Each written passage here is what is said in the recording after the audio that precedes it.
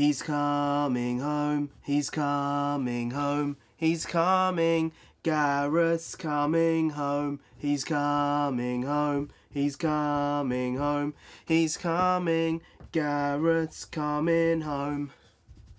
The cockerel on the shirt. Son Heung-min is gleaming. Harry's on a charge. And Lamella is leaving. Please, my guy, can Lamella just get out now? It seems like the script has been written for the comeback of all comebacks in the Premier League. Big time news. Gareth Bale, Gaza, Bale, Golfer Neem, if you don't know that means the golfer, is indeed coming back and has returned to the Hotspurs, the Tottenham lads. He is indeed one of the boys once more. He traded in Madrid's whites for Spurs' whites. Now, while Spurs' kit this year is very dubious and questionable, the team is looking rather spicy right now. Other than the first game and the second game in the Europa League against Quentin Tarantino FC. That match against Southampton was a bit spicy. Son Heung-min getting 4 goals, Harry Kane assisting 4 and getting 1 himself. Absolutely nuts. Now, can we just imagine for a second getting Bale in that team as well? Chef's kisses. Hey, NarendraTheComic here. Right now, we're just going to be talking about, I'm talking so quick because stuff's going on, things are happening, and Tottenham have indeed got one of their best players of the Premier League era back. I was going to say back in the New York groove, but back in the Hotspur way. He's back in the Hotspur way. And this is huge news for the Premier League. I mean, I wasn't expecting this. I didn't really want this to happen. I've said it before.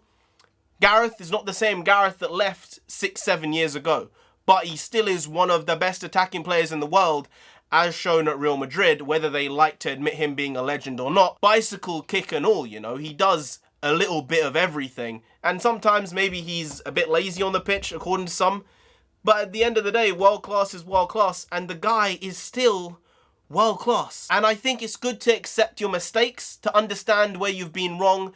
And the reasoning behind me saying I didn't think Gareth Bale should come back to Spurs was solely because his wages were so extortionately high at Real Madrid. But somehow, Senior Levy, Danny Boyle the boy, has somehow managed to convince Real Madrid to say, yeah, we'll pay 50 to 60%, maybe more, of Bale's wages, which is absolutely ludicrous. Big boys signings. Levy put on the big boy pants. He put them on all the way up here and said, all right, lads, what are we going to do?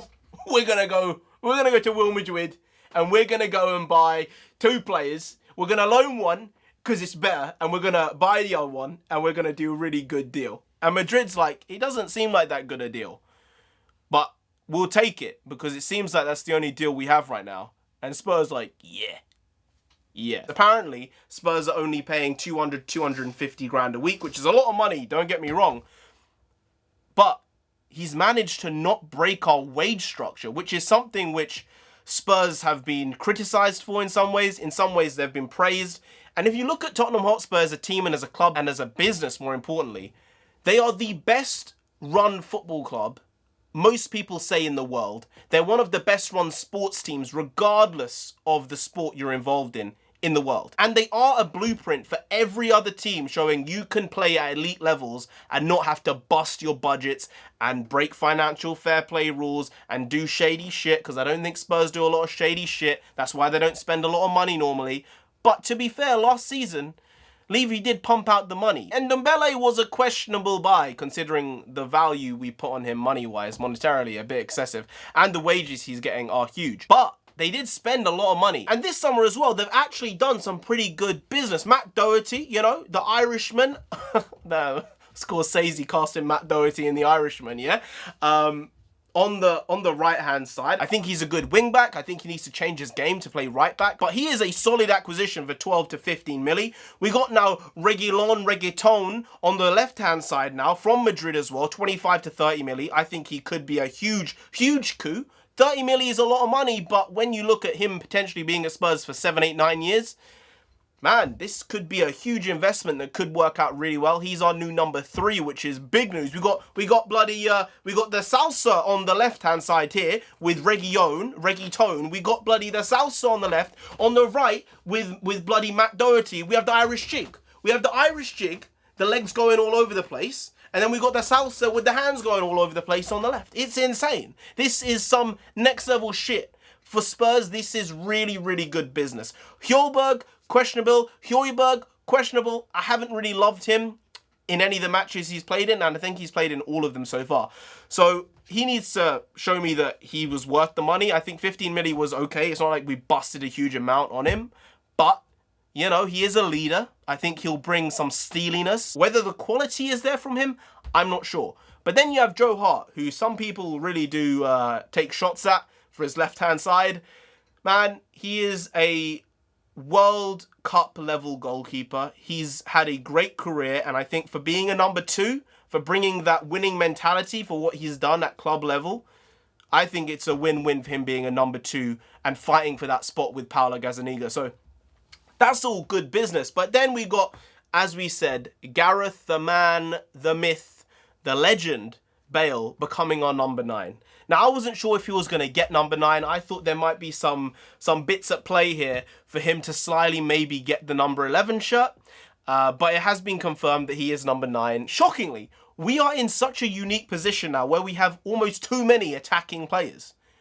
3 years ago, 2 years ago, 1 year ago, it wasn't like this. But now when you look at all our attacking players, we got Kane, we got Son, we got Moura, we got Bergwijn, we got Ryan Sessegnon, we got Eric Lamela, as well as others, Dele Alli. We've got a plethora of attacking talent. The unfortunate thing is we don't really have that alternative striker. But now with Bale as an 8th attacking mid/striker, do we need another striker? I'm not sure. They can split that between Son and Bale. And even if you want more up top, if you want to try something different, you want to try a Steven down the middle. This is the thing though, if Gareth Bale actually plays 30, 35 games, he's scoring 10 to 15 goals minimum. That itself is worth the wages. Bale and Son on the wings, this is going to be absolutely frightening. This is going to be demonic. Like, Son on the left, Kane up top, and Bale on the right. This is nightmarish. There's stuff going on here that people are not wanting. People are not going to want to play against Spurs. We might concede 4 goals, but I think with the attacking power we have now, we're going to say, we'll just score 5, boys. We'll just score 5. We'll outscore you. I think that is the mentality which the team has when they play with their own strengths. And Mourinho is going to try and temper that by being a bit more defensive. I think the counter-attack play is why we beat Southampton. We beat their high press, the high line. And once we got through that in the second half, we destroyed them. So not everyone is going to play like that. And not everyone is going to be that weak defensively. We might have to change things up in the long term, but with those 3 at the front, guys, this is super, super ridiculous stuff. This is unbelievable Jeff level stuff. Unbelievable, Jeff. I'm being Chris Kamara. So this could be a very, very big season. I'm not expecting titles. I'm saying titles specifically here. But I wouldn't be surprised if we did something special come the end of the year. I don't know if the season's going to be cut in half. I'll talk about that in another video later down the line. But this could be a very, very interesting Premier League season. One for the history books, just like last year's was. And the year before, and the year before, and the year before, and the year before. We have the best league in the world for a reason, right? Anyway, guys, if you did enjoy this video, please do like, share, comment, and subscribe to the channel down there. If you didn't, then Gareth Bale will come after you. You don't want that, you really don't. So just subscribe anyway to avoid that. I've been NarendraTheComic. You've been Graham. We'll see you next time. That's tomorrow. If you don't know, make a video every single day. Been doing it for over 2 years now. We ain't stopping. No stopping till we get to 10,000 subscribers. So do subscribe. Come back again tomorrow for some more quality shitty content because we're hashtag never. That was rank and disgusting, and I just had tomato sauce come up. Hashtag never not here, because we are indeed always and forever right here every day. So see you tomorrow with some more bakwas. Bakwas, if you don't know, nonsense in Punjabi, because I always bring the nonsense. See you tomorrow. Skadoosh.